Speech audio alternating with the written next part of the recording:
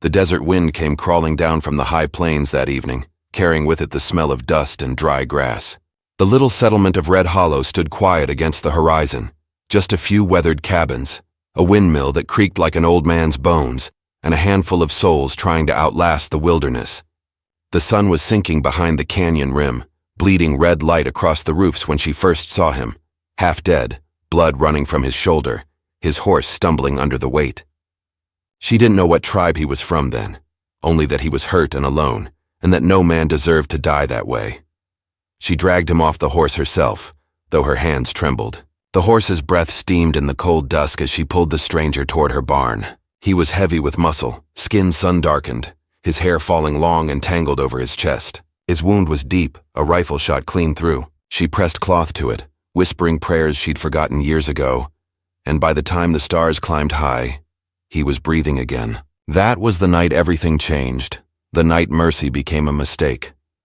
For days he didn't speak. He just watched her from under half-closed eyes, the kind of gaze that made her heart pound for reasons she didn't understand. She fed him broth, changed his bandages, and avoided his stare.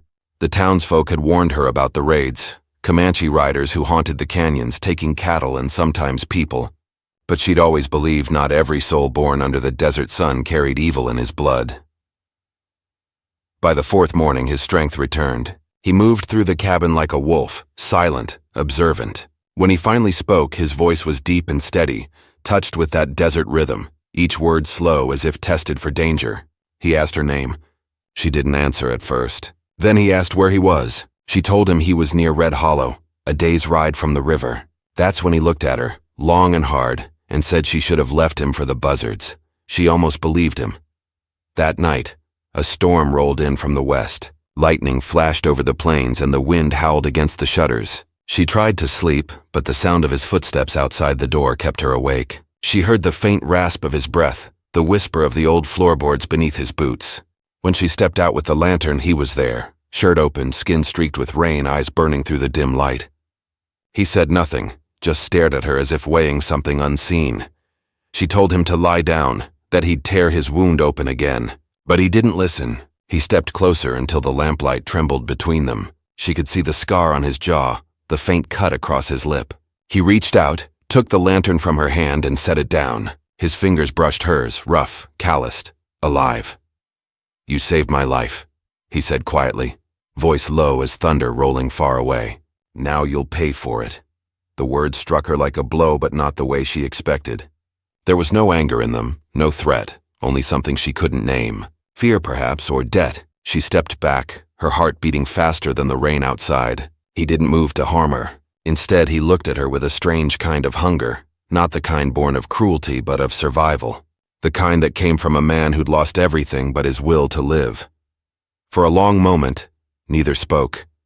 The cabin filled with the sound of rain drumming on the roof. She could feel his breath, warm and steady like the desert wind that came before dawn. When she finally found her voice, it came out small and shaking. "You don't owe me anything," she said.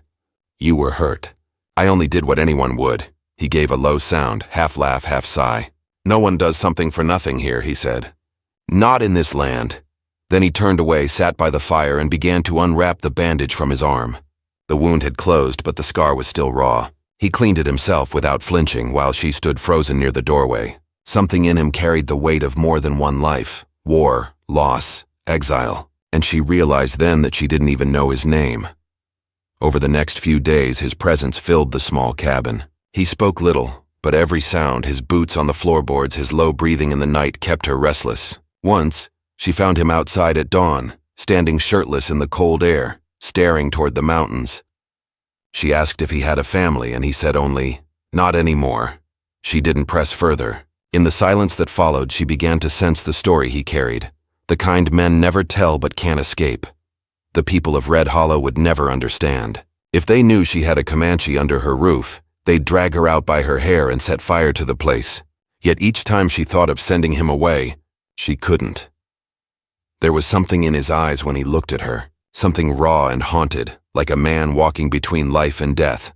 One afternoon, while she was tending to the stove, she heard a horse in the distance. He was already at the window before she could move. 3 riders, dust rising behind them, headed straight for the cabin. He tensed like a wild thing, hand sliding to the knife at his belt. She caught her breath. "They're from the town," she said quickly. "They won't hurt you," but he didn't believe her. The look in his eyes turned sharp, calculating. "No one comes here without a reason." The men rode up fast, calling her name. She stepped outside, heart pounding, and forced a smile. They asked if she'd seen anyone strange, said a posse was hunting a Comanche who'd killed 2 ranch hands near the river. She shook her head, lied that she hadn't seen a soul for weeks. They looked around suspicious, and one of them, her neighbor, spat into the dirt. "If you see him," he said, "don't try to help. These people don't forget favors." When they rode off, she went back inside. He was gone from the room. For a moment, she thought he'd run. Then she felt a hand cover her mouth from behind. Her body stiffened, but the grip loosened as she turned. His eyes were fierce, wild, and full of warning. "They'll come back," he whispered. "And when they do, they'll find blood." She tried to speak, but he let her go and backed away, the knife still in his hand. "I didn't kill them," he said suddenly, as if answering a question she hadn't asked. "They killed my brother. I only buried him." Something inside her broke then. The fear she'd been holding on to turned to pity, and before she could stop herself, she stepped toward him. "You can't stay," she said softly. "If they find you here, they'll hang us both." His jaw tightened, but his eyes softened for the first time. "Then I'll stay until the moon changes," he said. "After that, I'll be gone." That night she couldn't sleep. The wind moaned through the gaps in the walls, and the fire flickered low. Every sound felt louder than it should. The shift of his body on the cot, the faint sighs of the storm outside. She wondered who he'd been before the war, before the killing. She wondered what kind of man looked at death and kept walking. Near midnight, she rose to check the fire. That's when she saw him watching her again, eyes gleaming in the low light. He stood, crossed the room in 2 steps and caught her wrist. His touch was firm, almost desperate.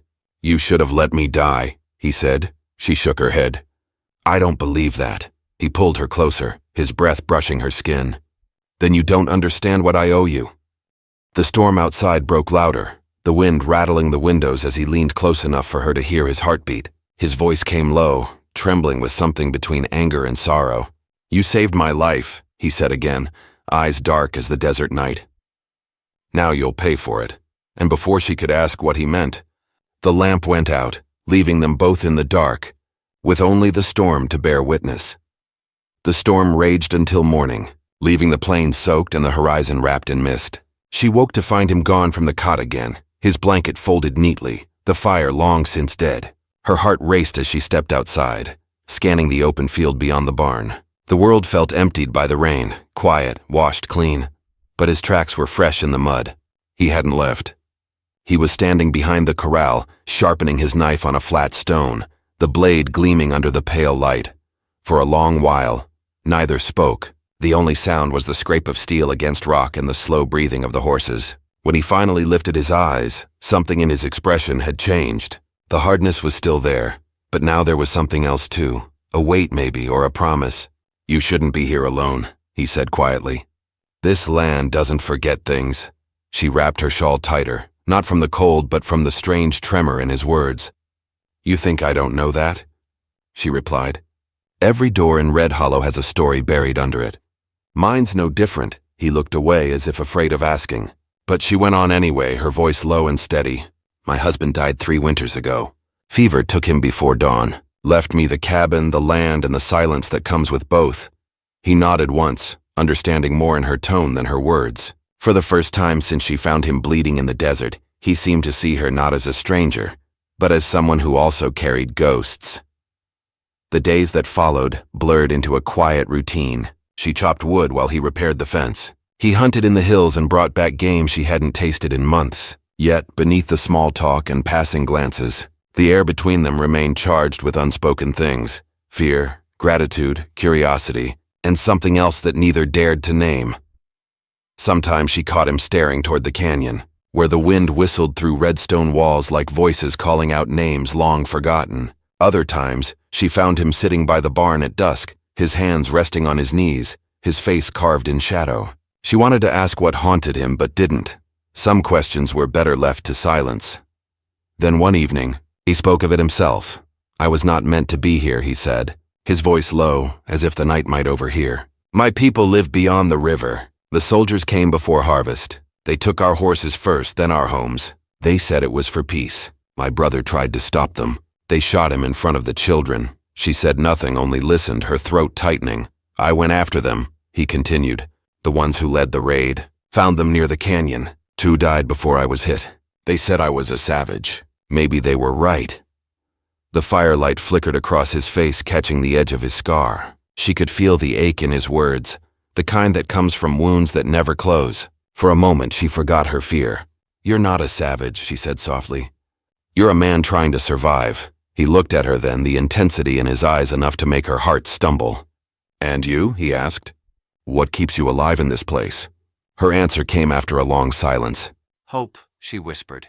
And habit. The wind shifted through the cabin walls, making the lamp flame shiver. They sat there until the light faded completely. 2 lost souls caught between past and future, between mercy and regret, but the peace didn't last. A week later, word spread through the town that the search party was returning to the canyon. They'd found more tracks, fresh ones. She heard the news while trading at the store, the men's voices thick with anger. We'll smoke him out if we have to, one said, slamming his palm against the counter. That Comanche devil won't see another sunrise. Her chest tightened. She bought her supplies quickly and left, keeping her head down. The ride home felt longer than ever, each mile pulling her deeper into dread. When she reached the cabin, he was waiting by the door as if he already knew. They're coming, she said. I heard, he replied, his tone calm, almost resigned. They always come, she stepped closer. You can't stay here. They'll search every cabin between here and the ridge. If they find you, if they find me, it won't matter where I am. There was no fear in his voice, only certainty. He turned to the window, watching the horizon fade into dusk. They'll follow the trail to the river. I'll lead them away before sunrise. She felt something twist inside her. And then what? Then I disappear, he said simply. Like all the others. But she couldn't let that happen. Not after all the nights she'd watched him heal, not after hearing his story. You don't have to run, she said fiercely. I can tell them you left. I can hide you until they give up. He shook his head. You don't understand. A man like me doesn't get forgiven. The world already decided what I am. Her eyes stung. Then let me decide differently. For a moment he said nothing. Then he turned toward her, his expression unreadable. You'd risk everything for a man you barely know? Yes, she said. Because someone has to. The silence that followed stretched long and heavy. The fire crackled between them, the glow catching on his features. Slowly, he stepped forward, closing the space until she could feel the heat of him, the pulse of something she couldn't name. You don't know what you're asking for, he murmured. Maybe not, she said. But I know what I'm doing. His hand lifted then, brushing a loose strand of hair from her face. The touch was careful, almost reverent, like he was afraid she'd vanish if he pressed too hard. His eyes searched hers, dark and stormed over with things unsaid. If I stay, he whispered, there will be no turning back. Her voice trembled when she answered. Then don't.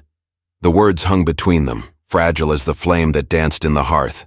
Outside, the wind began to howl again, carrying the scent of dust and rain. He looked toward the door, jaw tight, torn between leaving and something deeper. They'll be here soon, he said. And they'll bring fire. Then let it burn, she said.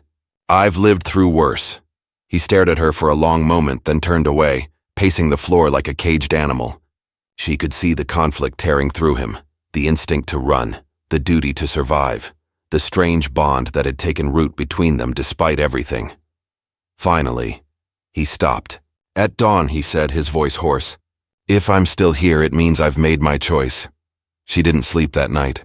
The cabin felt smaller than ever, each creak of the walls echoing the weight of what was coming. She sat by the window, watching the faint light rise behind the hills. The land outside looked peaceful, but she knew better. Peace never lasted long in Red Hollow. When she turned, he was gone again. His blanket, his knife, his presence vanished into the dawn. Panic clawed at her chest. She ran outside, scanning the open plains. Then she saw it, a thin line of dust moving toward the river, a lone rider cutting across the horizon. He was leading them away just as he said. She wanted to call out, to stop him, but her voice caught in her throat. She could only watch as the shape grew smaller against the endless sky. The wind picked up, swirling dust around her boots. And in that moment she realized something she couldn't bear to admit. He had saved her too, In ways she didn't yet understand. By midday, riders appeared on the ridge, armed men with hard faces and eyes that had forgotten mercy. They questioned her again, searched the barn, and cursed when they found nothing. "He'll be dead by sundown," one said before they rode off. She stood in the doorway long after they disappeared, the land stretching quiet before her. Somewhere beyond the hills, the man she'd saved was fighting for his life again, and for reasons she couldn't name, she knew their paths weren't finished. That night, as the moon climbed over the plains, she sat by the dying fire, her heart caught between fear and longing.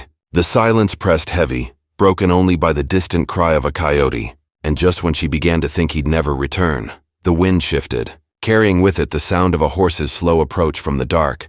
She rose, lantern trembling in her hand, and stepped toward the door.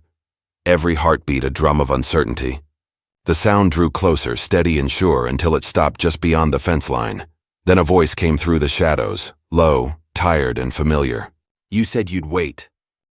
Her breath caught. She turned toward the darkness, the lantern shaking as the figure came into view. His face was streaked with dirt and blood, his eyes burning like the storm that never truly passed.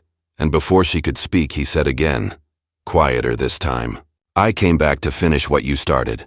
The horse stumbled as it reached the cabin, its breath clouding in the cold air. She rushed forward, her lantern lighting the outline of his body. He looked half alive again, blood seeping from a fresh wound along his ribs. "They found me," he said, his voice hoarse. "But I found something too." She led him inside, trembling as she helped him to the chair. He didn't resist when she tore the fabric from his side, though his jaw clenched tight from pain. Outside, the night was silent except for the wind sweeping through the dry grass, a silence that felt like it was listening.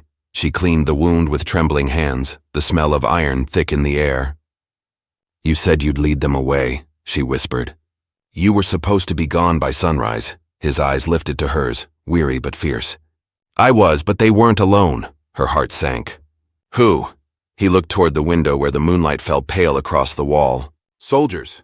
"Not townsmen. Bluecoats. They're moving east, burning camps, driving out anyone left across the river." The words froze her blood. She'd heard the stories, whispered in the general store by men pretending not to care. Raids ordered by commanders who wanted the land cleared. Villages torched in the name of progress. "Why would they come this far?" she asked. "Because the line keeps moving," he said. "They don't stop until there's nothing left to move." She turned away, her mind spinning. For years, Red Hollow had been a forgotten place, a handful of souls trying to survive on land too dry to matter. But now it was on someone's map, and that changed everything. "If they come here," "They will," he said quietly, "and they'll ask questions you can't afford to answer." The room fell silent. The crackle of the dying fire filled the space between them, and she realized how small their world had become. Every breath, every glance felt like a secret waiting to break. In the days that followed, the air grew heavier. The townsfolk became restless, armed men riding through the valley more often. At the general store, she overheard talk of scouting parties, rumors that a woman was harboring a fugitive. Her stomach turned when she heard her own name whispered behind her. That evening, she returned to find him sitting on the porch, carving something into a piece of cedar. His movements were slow, precise, his face calm in a way that unnerved her. "They're watching the ridge," she told him. "The sheriff knows someone's hiding out here." "I know," he said without looking up. "Then why are you still here?" He glanced at her, the corner of his mouth lifting faintly. "Maybe because you are." She wanted to be angry, but the words struck something deeper. "You can't keep risking this," she said. "If they find you here, they won't just take you. They'll take everything I have left." He nodded slowly, then set down the carving. It was a small figure, rough but recognizable. A woman standing beneath a windmill, her hair caught in an invisible breeze. He pushed it toward her. "Then maybe you shouldn't be here either." She looked at it, her throat tightening. "Where would I go?" He didn't answer. His eyes flicked toward the horizon where the clouds were gathering again, dark as smoke. That night they heard the sound of horses again, distant but coming closer. She doused the lamp and stood by the window, heart hammering. He moved silently to the door, knife in hand. "Stay inside," he said, but she followed him anyway. The riders passed through the far field, torches swaying like stars against the dark. There were 4 of them, men from the town. She recognized one by his hat, the storekeeper's son. the same man who'd once brought her grain after her husband's death. Now his voice was hard and sharp as he called into the wind. "We know he's here. You can't hide a killer forever." The words echoed through the valley carried by the cold. The man beside her didn't move. He just stood there, staring at the glow of the torches until they vanished beyond the ridge. Then he lowered the knife, the tension in his shoulders sinking into something heavier. "They'll come back tomorrow," he said. "Then we'll be ready," she whispered, surprising herself. He looked at her, eyes narrowing slightly, as though he couldn't tell if she was brave or foolish. Maybe she didn't know either. The next morning, the sun broke through the clouds like fire on the plains. He was already outside saddling the horse. "There's a man I need to find," he said. "A tracker. Used to scout for the army. If I can reach him, maybe I can make them believe I'm dead." "Alone?" she asked. He gave a slight nod. "You stay here. Don't light the stove tonight. Don't answer if anyone knocks." She wanted to stop him, but the words wouldn't come. Instead, she watched as he mounted the horse and rode off toward the river, his figure swallowed by the open land. The hours dragged by. She tried to work, to keep her hands busy, mending a torn sleeve, fetching water, but every sound made her flinch. By sundown, her nerves were frayed. The wind picked up again, rattling the shutters, and somewhere far off a coyote cried. She lit the lamp despite his warning, its small flame trembling like her heart. Then she heard the hoofbeats. They came fast, pounding through the wet soil, closer with every breath. She rushed to the window and froze. It wasn't him, it was 3 men, the same ones from the ridge. The door shook under their fists. "We know he's been here," one shouted. "Open up or we'll tear this place apart." Her hands trembled as she gripped the edge of the table. For a moment she considered telling them the truth, that he was gone, that she didn't even know if he'd come back. But the thought turned her stomach. Instead, she called out, "There's no one here. You're wasting your time." The answer came in the form of a boot slamming against the door. The hinges cracked, splinters flying as the men forced their way inside. She backed up, her pulse racing. The smell of sweat and whiskey filled the room. The leader stepped forward, sneering. "You think we're fools? You think a woman living alone out here is not hiding something?" "I've done nothing wrong," she said, her voice steady but thin. He grabbed her arm, his grip hard. "Then you won't mind if we look around." They tore through the cabin, kicking open the small chest by her bed, knocking over the chair where he'd sat the night before. One of them found the carved figure on the table and picked it up, turning it in his hand. "Ain't this pretty?" he mocked. "Your Comanche lover make this for you?" Something snapped inside her. "Leave it," she said sharply. He smirked. "You sound like you care." The leader threw the figure to the floor, where it cracked in two. She flinched but didn't move. After a moment they left, slamming the door behind them. She sank to the floor, staring at the broken carving. Outside, the sound of hooves faded into the distance. The night returned, but peace did not. She sat there until the lamp burned out, the room swallowed by shadows. Hours later, a faint knock came at the door. She froze, heart pounding. Then came the whisper, low, almost lost in the wind. "It's me." She rushed to open it, and there he was, dusty, exhausted, but alive. His eyes swept the room, landing on the broken figure. "They came?" She nodded. "They know." He crouched down, picked up the pieces, and held them in his palm. "Then we don't have much time. What did you find?" she asked. He looked up, his face darkening. "There's more coming. Soldiers, not townsmen. A company's marching east. They've been ordered to clear the valley." Her breath caught. "When?" 2 days, maybe less. The words hung heavy in the air. Neither spoke for a long while. Finally, he said, "If you stay, you'll die. Come with me." She hesitated. Her life, all she'd known, was here. The cabin, the land, the grave behind the barn. But something deeper told her she couldn't stay. Not now. When she met his eyes again, she saw not the stranger she'd dragged from the desert, but a man carrying a fate tied somehow to her own. "I'll go," she whispered. He nodded once, the decision sealing something between them that neither could undo. Outside, the wind began to rise again, carrying with it the scent of smoke from far away. The kind that came before war found its way to even the smallest corners of the earth. The night they decided to leave, the sky looked bruised, dark purple clouds rolling low over the plains, the wind carrying that dry smell that came before a storm or a battle. He worked in silence, saddling the horses, checking the rifle, packing what little food they had. She moved beside him quietly, her hands shaking though she tried not to show it. Every sound outside, the creak of the windmill, the rustle of grass, felt sharper, louder, like the land itself was holding its breath. By dawn, they were gone from Red Hollow. The trail cut north, winding through the barren hills toward the river that divided the known world from the forgotten one. Behind them, the smoke of the town drifted faintly into the rising light, and she didn't know if it came from morning fires or something worse. The horses moved slow, their hooves sinking into soft earth, and for hours neither spoke. She wanted to ask where they were going, but every time she opened her mouth, the wind carried the question away. Finally, when the sun climbed higher, he said, "There's an old crossing near the cottonwoods. If we can reach it before the soldiers, we'll have a chance." "And after that?" she asked. He glanced at her, his face unreadable. "After that, we keep moving, as far as the land lets us." It wasn't an answer, but she didn't push. She knew there were no promises left in this land, only distance and dust. By midday, they stopped to rest under a ridge. He tied the horses, then climbed up the rocks to scout the horizon. She watched him move, the strength in his shoulders, the way his body seemed to belong to the earth itself. When he came back down, his face was grim. "They're close," he said. "2 patrols, maybe more." She felt her stomach twist.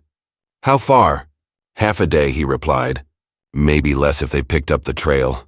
They rode again, faster now.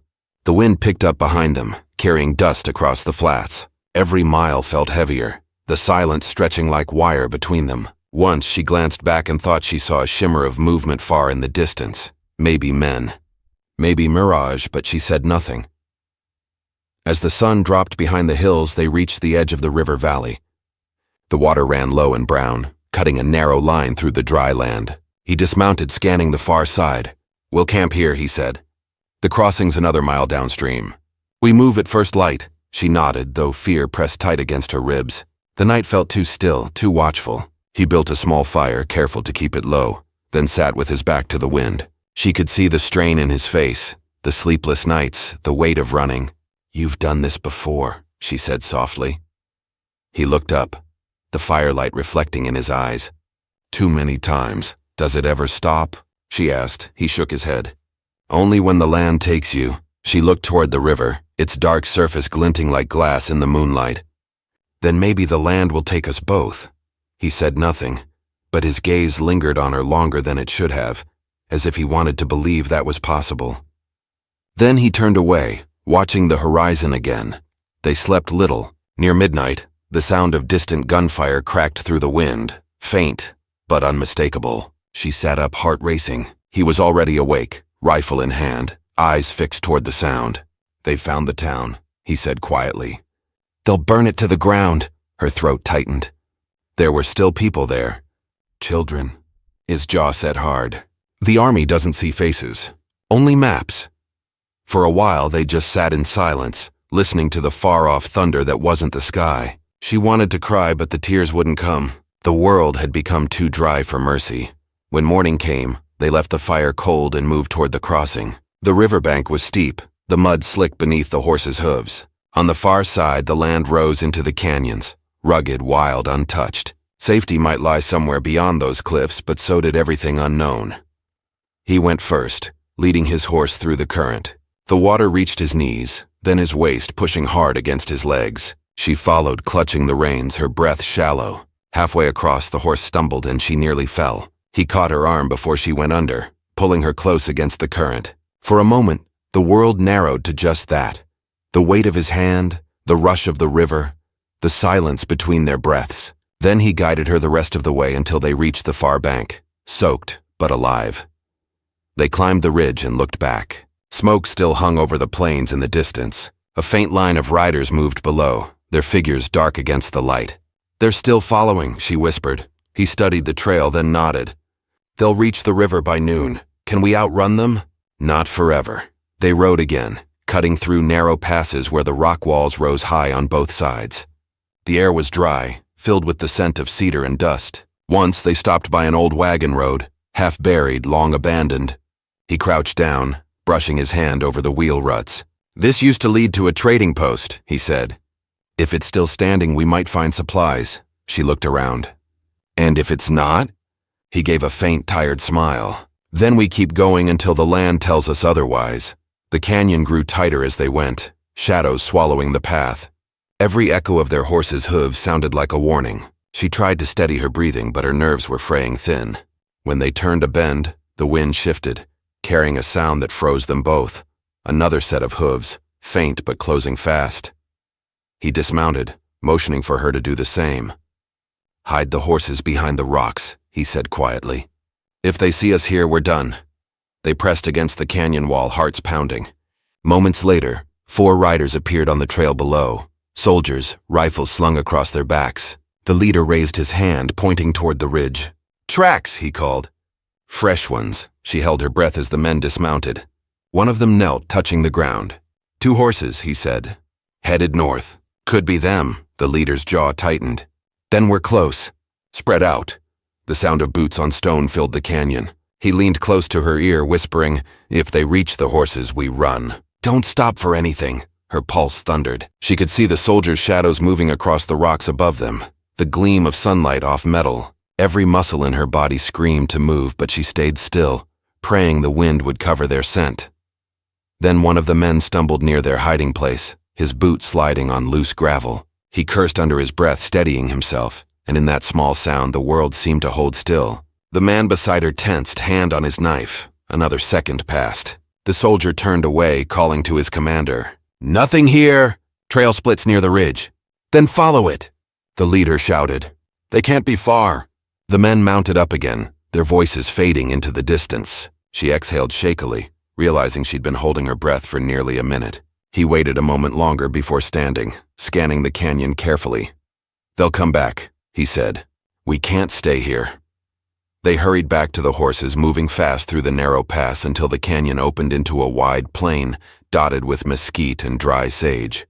The sky had turned dark again, clouds gathering heavy and low. Thunder rolled in the distance. He pulled the reins, slowing the horse. "There's a cave up ahead," he said. "We'll wait out the storm there." By the time they reached it, the rain had already started. Thin at first, then pouring hard, washing the dust from the earth. Inside the cave, they built a small fire, the smoke curling up toward the cracks in the rock. The heat felt good, but it couldn't drive away the chill in her chest. "They won't stop, will they?" she asked quietly. He shook his head. "No, they never do." She stared into the flames. "Then what happens when they find us?" He met her eyes across the fire, his expression unreadable. "Then we stop running." Outside, lightning split the sky, lighting the plains in flashes of white. The thunder came quick after, echoing through the stone. She could feel the storm building, inside and out, like the whole world was bracing for something it couldn't escape. He reached for his rifle and set it beside him, his movements slow, deliberate. "When this ends," he said, "whatever happens next, you don't look back. Promise me that." She shook her head. "I can't promise something I don't believe." He looked at her for a long moment, then gave a small nod as if he'd expected that answer. "Then you'll understand what comes." The storm roared outside, the wind screaming through the canyon like a wounded thing. The fire flickered, throwing their shadows high against the walls, and somewhere in that darkness, beyond the rain, beyond the thunder, they both knew the world they'd run from was finally closing in.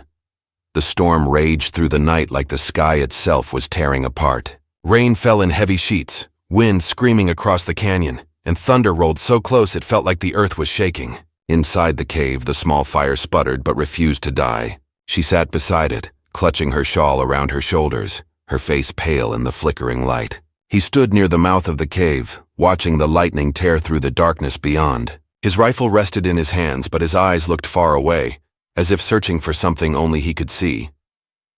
When the storm finally began to quiet, she rose and went to him. "It's almost morning," she whispered. "Do you think they'll come?" He didn't answer at first. Then he nodded slowly. "They're already here." She turned toward the valley and saw faint glimmers of movement in the distance, small lights flickering through the rain. The soldiers were coming, slow but steady, following the trail they thought had vanished. Her chest tightened as fear settled deep in her stomach. "Then what do we do?" He took a deep breath. "We stand." Those words carried a weight she couldn't argue with.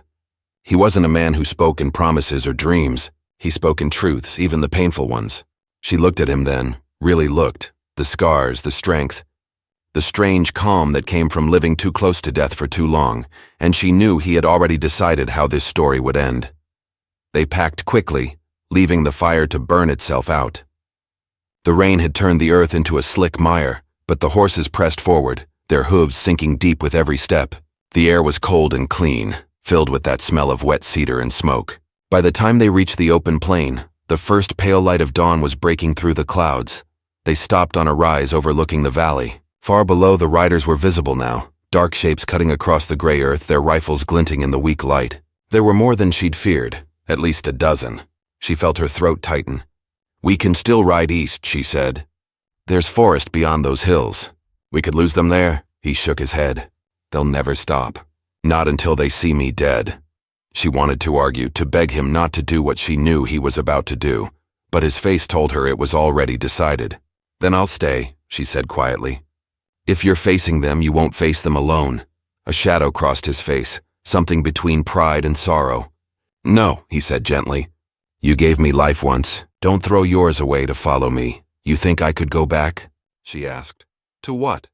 "The cabin they'll burn. The town that turned me into a ghost the moment I helped you?" He looked at her for a long time, the wind tugging at his hair, rain still dripping from his clothes. Then he reached out, his hand rough but warm as it found hers.